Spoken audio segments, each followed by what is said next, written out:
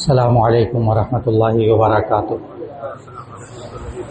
نحمده ونصلی علی رسوله الکریم، اما بعد فاعوذ باللہ من الشیطان الرجیم، بسم اللہ الرحمن الرحیم۔ من عمل صالحا من ذکر او انثى وهو مؤمن فلنحيينه حیاة طیبہ ولنجزینهم اجرهم باحسن ما كانوا يعملون۔ صدق اللہ العظیم۔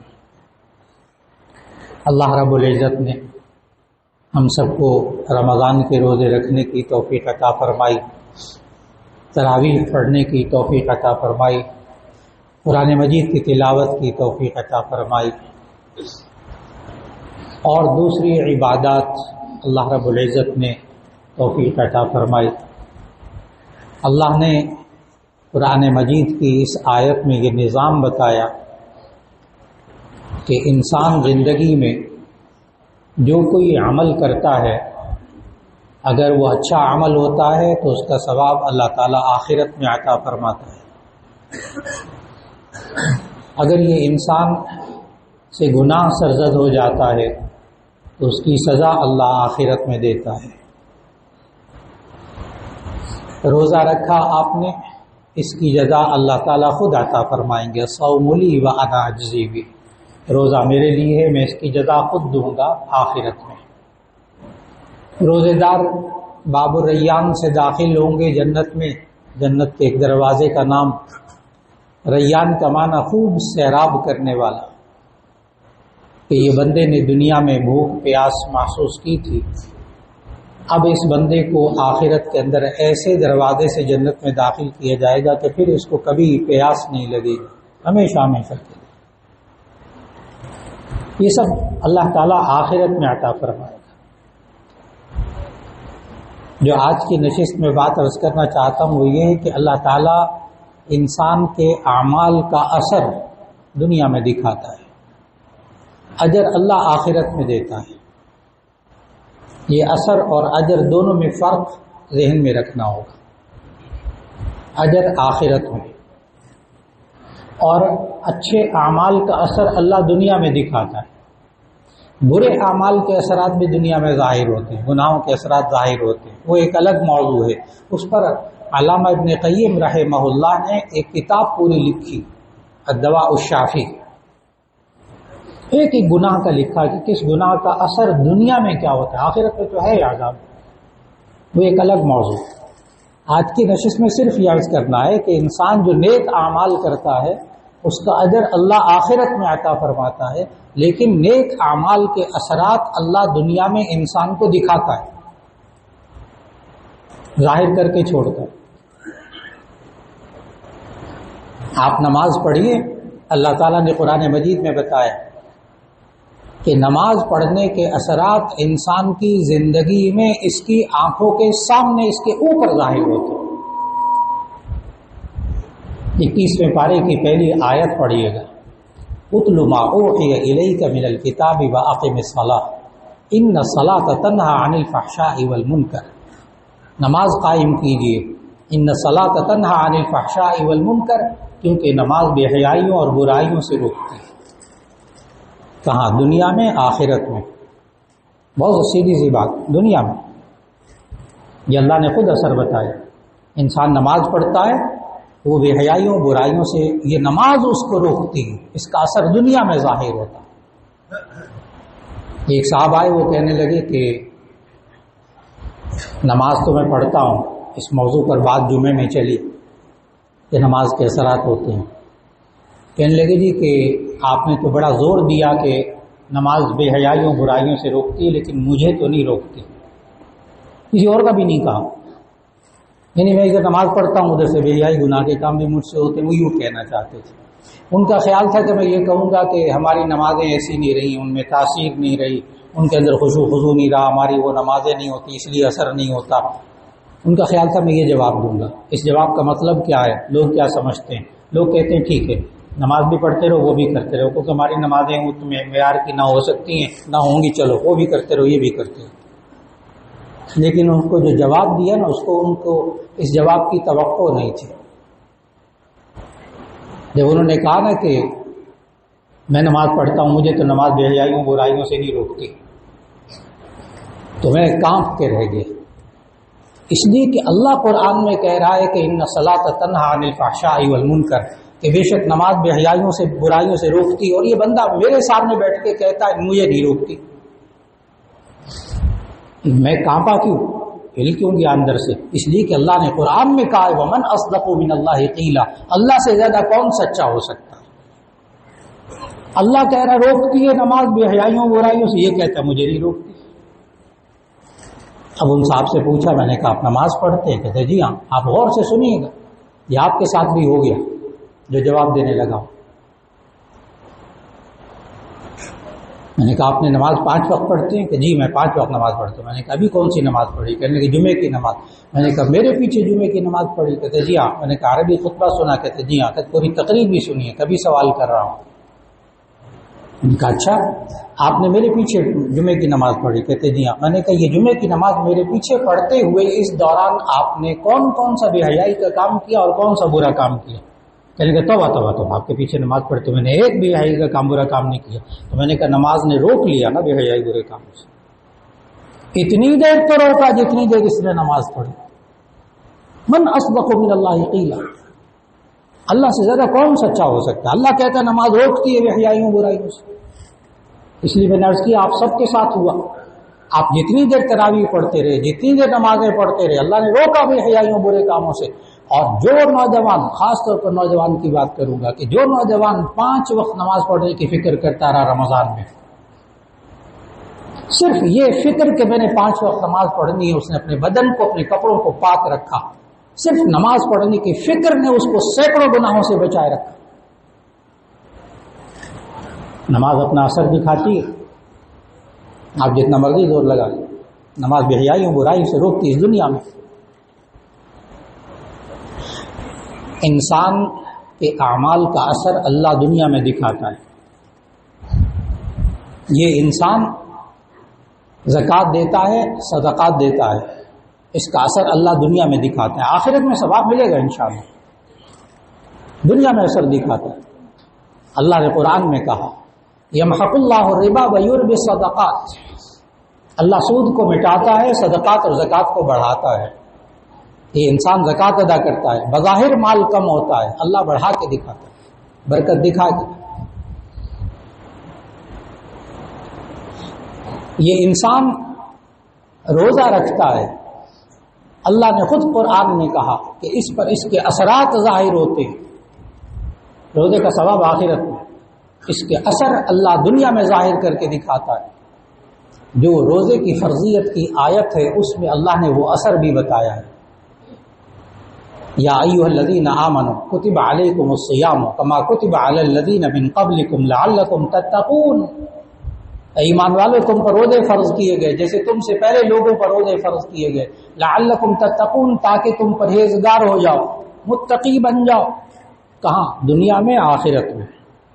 بہت آسان سی بات، دنیا میں روزے کا اثر دنیا میں ظاہر ہوتا ہے کہ انسان متقی بن جاتا ہے، پرہیزگار بن جاتا ہے، گناہوں سے بچنے والا بن جاتا ہے، اتنا متقی بن جاتا ہے یہ روزے کے اندر۔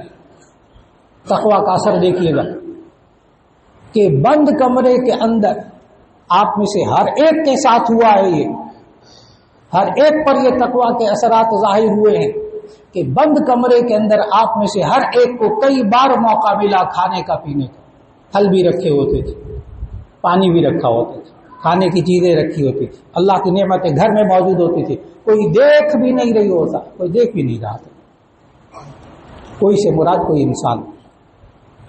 اس کے باوجود آپ نے تنہائی میں بھی حلال چیز نہیں کھائی، تنہائی میں بھی حلال پانی نہیں پیا، صرف یہ ارادہ، یہ نیت کہ میں نے صبح سے لے کے شام تک کھانا پینا نہیں ہے، اس روزے کی نیت نے بند کمرے کے اندر ہم سب کو حلال کھانے سے روکا۔ پورا مہینہ اللہ نے تربیت کر دی ہے، اے بندے بند کمرے کے اندر حلال کھانے سے، جس قوت ایمانی نے تجھے پورا مہینہ روکے رکھا حلال کھانے سے، حلال پینے سے، وہ قوت ایمانی، وہ قوت ارادی باقی 11 مہینے بھی تجھے حرام سے روک سکتی ہے۔ تو کہہ نہیں سکتا کہ میں مجبور ہوں، بے بس اللہ نے تربیت کی انسان کو متقی بنایا.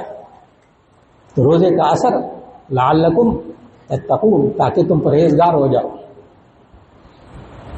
دوسرا اثر اللہ نے بتایا ان آیات میں لعلکم تشکرون، تاکہ تم شکر گزار بندے بن جاؤ. روزہ رکھتا ہے انسان، اس کے اندر سے شکر نکلتا ہے. جب تک نعمتیں انسان کے پاس ہوتی ہیں انسان شکر نہیں کرتا. جب نعمتیں تھوڑی دیر کے لیے روک لی جاتی ہیں پھر افطار کے وقت دل سے شکر نکلتا ہے. ایک گھونٹ پانی پی کے، ایک کھجور کھا کے، اس وقت خوشی کا احساس ہوتا ہے. اور یہ نبی صلی اللہ علیہ وسلم نے خود بتایا، یہ روزہ دار کو جو خوشی ہوتی ہے یہ دنیا میں حاصل ہوتی ہے، آخرت میں خوشی آئے. اور نبی صلی اللہ علیہ وسلم نے ایک حدیث میں روزے دار کے لیے دنیا کی خوشی بھی بتائی، آخرت بھی. اب دیکھیے کہ روزے دار پر کیا اثر ہوتا ہے روزے کا دنیا میں. نبی صلی اللہ علیہ وسلم نے فرمایا للصائم فرحتان، فرحۃ عند فطرہ وفرحۃ عند لقاء ربہ. روزے دار کو دو خوشیاں نصیب ہوتی ہیں. ایک خوشی افطار کے وقت ظاہر ہے دنیا میں، روزے کا اثر دنیا میں ظاہر ہوتا ہے کہ آپ کو افطار کے وقت خوشی ہوتی ہے. اور یہ افطار کے وقت جو خوشی ہوتی ہے آپ کو پورا مہینہ خوشی ہوتی رہی. یہ کھانا کھلنے کی خوشی نہیں ہوتی تھی، یہ کچھ اور خوشی ہوتی تھی. اس لیے کہ نبی صلی اللہ علیہ وسلم نے اس کے بعد جس خوشی کا ذکر فرمایا وہ غور سے سننے والی ہے کہ روزے دار کو دو خوشیاں نصیب ہوتی ہیں. فرحۃ عند فطرہ، ایک خوشی افطار کے وقت دنیا میں، وفرحۃ عند لقاء ربہ، اور ایک خوشی اس کو ملے گی رب سے ملاقات کے وقت جنت میں. جو جنت کی نعمتوں میں سے سب سے بڑی نعمت دیدار الہی. جنت خود اپنی زبان سے کہے گا اللہ اب اس کے بعد کسی چیز کی ضرورت نہیں رہی. اتنی بڑی نعمت اس روزے دار کو ملے گی. روزے کا اثر دنیا میں ظاہر ہوتا ہے. یاد رکھ لیجئے گا، آپ کسی کو سلام کرتے ہیں نا، ہر نیک عمل کا اثر ہوتا ہے دنیا کے اندر، آخرت میں ثواب ملتا ہے. آپ کسی کو سلام کرتے اس کا اثر ہوتا ہے. صرف سلام، اس کا اثر دنیا میں ظاہر ہوتا ہے. نبی صلی اللہ علیہ وسلم نے وہ اثر بتایا. یہ انسان کسی کو کھانا کھلاتا ہے اس پر اثر ہوتا ہے دنیا میں. یہ انسان کسی کو ہدیہ تحفہ دیتا ہے، آپ عیدی دیں گے بچوں کو، اس کا اثر ہوتا ہے دنیا میں. آخرت میں اللہ ثواب دے گا، اجر دے گا انشاءاللہ. نبی صلی اللہ علیہ وسلم نے فرمایا صحابہ سے افلا ادلکم علی شیء اذا فعلتموه تحاببتم، کیا میں تمہیں ایسی چیز نہ بتاؤں تم کرو تو تمہیں آپس میں محبت ہو جائے. صحابہ نے کہا بلا یا رسول اللہ. ارشاد فرمایا افشوا السلام واطعموا الطعام، ایک دوسرے کو خوب سلام کیا کرو، ایک دوسرے کو کھانا کھلایا کرو، اس سے محبت پیدا ہوتی ہے. آپ دوسرے کو سلام کیجئے، اس سے محبت پیدا ہوگی دنیا میں آخرت میں. بہت آسان سی بات. دنیا میں معلوم ہوا سلام کرنے کا اثر دنیا میں ظاہر ہوتا ہے. آپس میں محبت پیدا ہوتی ہے، نفرت ختم ہوتی ہے، ناراضگیاں دور ہوتی ہے. وَأَطْعِمُوا الطَّعَامَ، ایک دوسرے کو کھانا کھلائیے، سادہ سا کھانا کھلا دیجیے. سیویاں تھوڑی سی کھلا دے، تھوڑی سی مٹھائی کھلا دے، کھجور کھلا دے، کھانا کھلا دے. آپس میں محبت پیدا ہوگی. دنیا کے اندر اثر ہوتا ہے کھانا کھلانے کا اثر. نبی صلی اللہ علیہ وسلم نے فرمایا ایک دوسرے کو ہدیہ دیا کرو، تحادوا تحابوا، ایک دوسرے کو ہدیہ دیا کرو، اس سے محبت پیدا ہوتی ہے، دنیا میں اثر ظاہر ہوتا ہے. اور دوسرا اثر بھی نبی صلی اللہ علیہ وسلم نے جامع ترمذی کی حدیث میں بتایا تحادوا تحابوا فإن الهدیۃ تذهب الضغائن، تم ایک دوسرے کو ہدیہ دیا کرو، تحفہ دیا کرو. فإن الهدیۃ تذهب الضغائن، کیونکہ ہدیہ اور تحفہ یہ پرانے غصے کو اندر سے نکال کر باہر رکھ دیتا. سچے نبی صلی اللہ علیہ وسلم نے فرمایا دو رشتہ دار ناراض ہو، دو دوست ناراض ہو، قطع تعلقی سے بچنے کے لیے 3 کام کر لیجیے بس، اللہ اس کو راضی کر کے چھوڑے گا.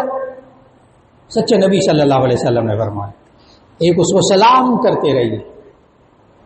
کتنا ناراض ہو بندہ، کتنا رشتہ دار ناراض ہو، کوشش کر کے دیکھ لیں آج سے ایک سلام کر کے ایک اس کو کھانا کھلا دیا کریں، ایک اس کو ہدیہ تحفہ کبھی کبھی دے دیا کریں.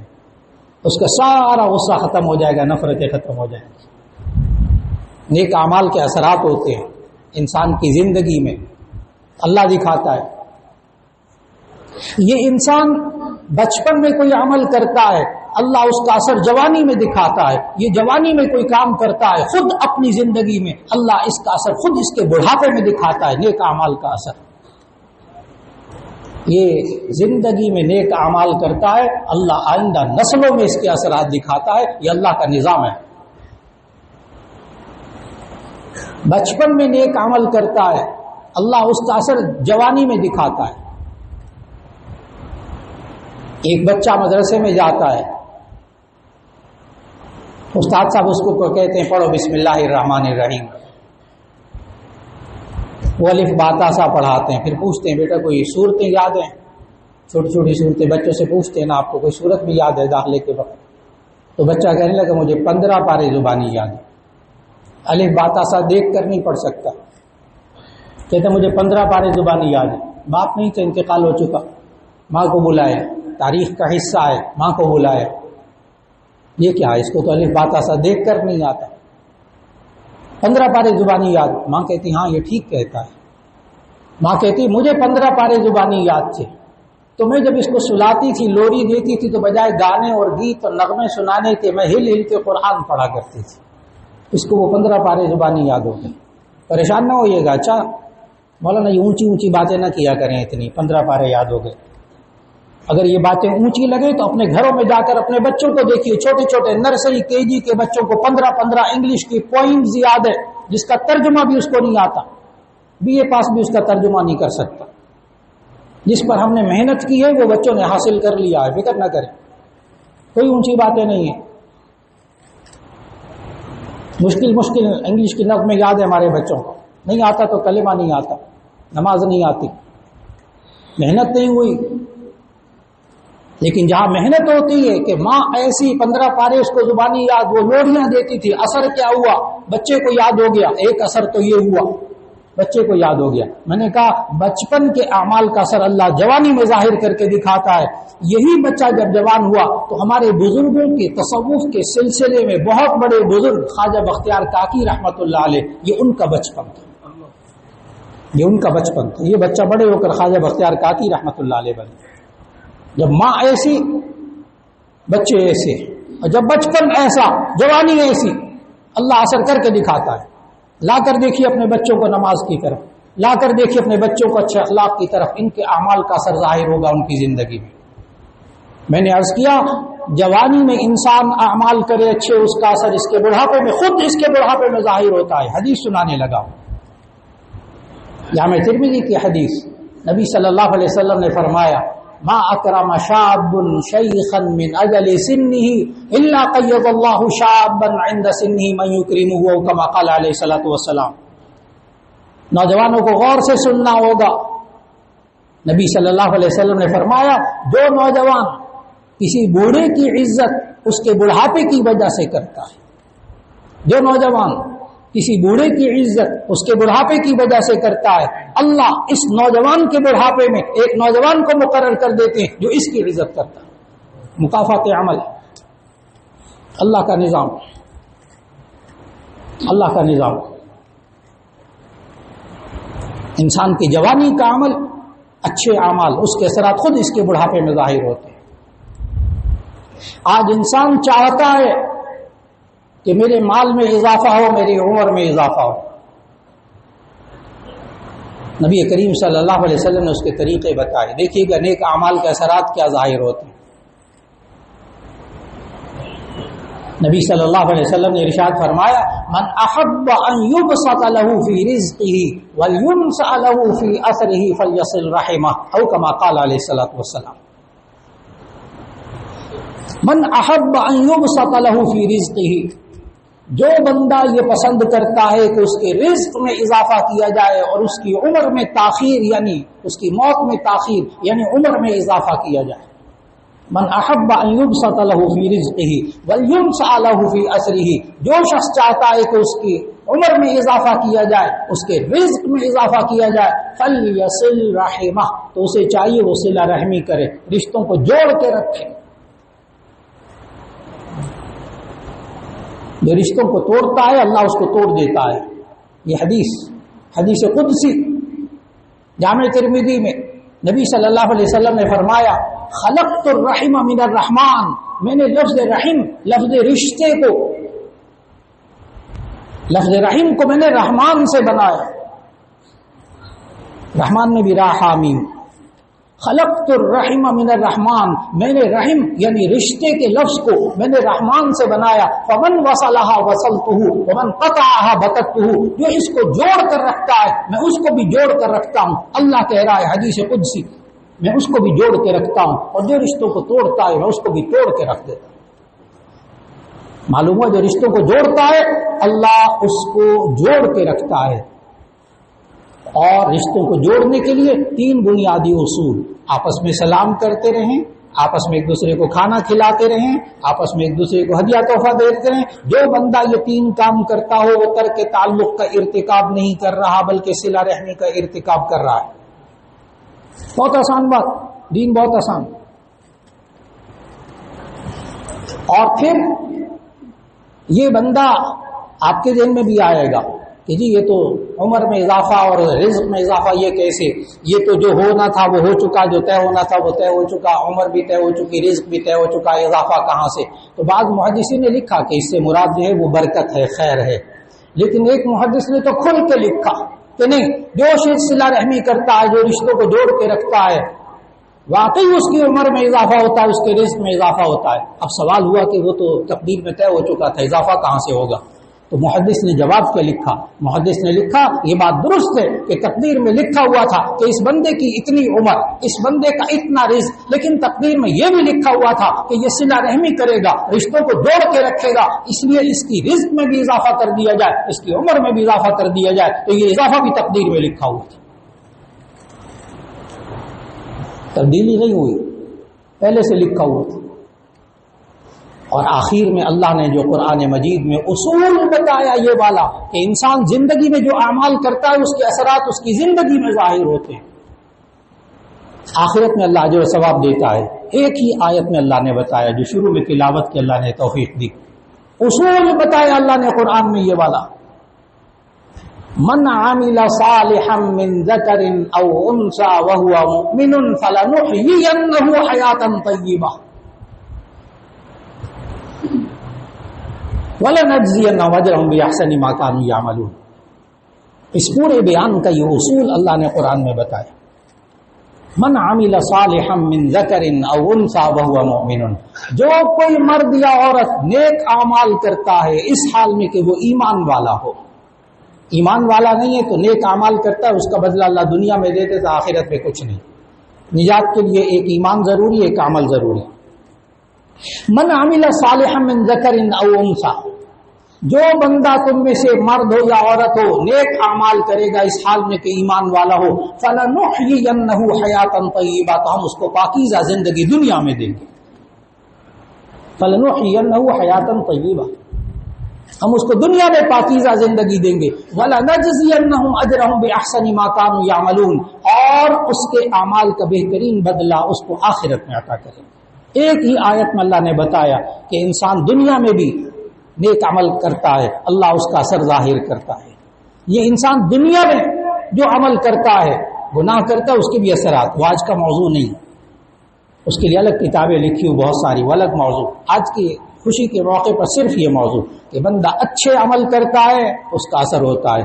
آپ کسی کو سلام بھی کرتے ہیں اس کا اثر ہوتا ہے، آپ کسی کو کھانا بھی کھلاتے ہیں اس کا اثر ہوتا ہے، آپ کسی کو ہدیہ دیتے ہیں اس کا بھی اثر ہوتا ہے، آپ نماز پڑھتے ہیں اس کا بھی اثر ہوتا ہے، آپ روزہ رکھتے ہیں اس کا بھی اثر ہوتا ہے. ہر نیک عمل کا اللہ نے اثر رکھا ہے. دنیا کے اندر اثر، آخرت میں اجر.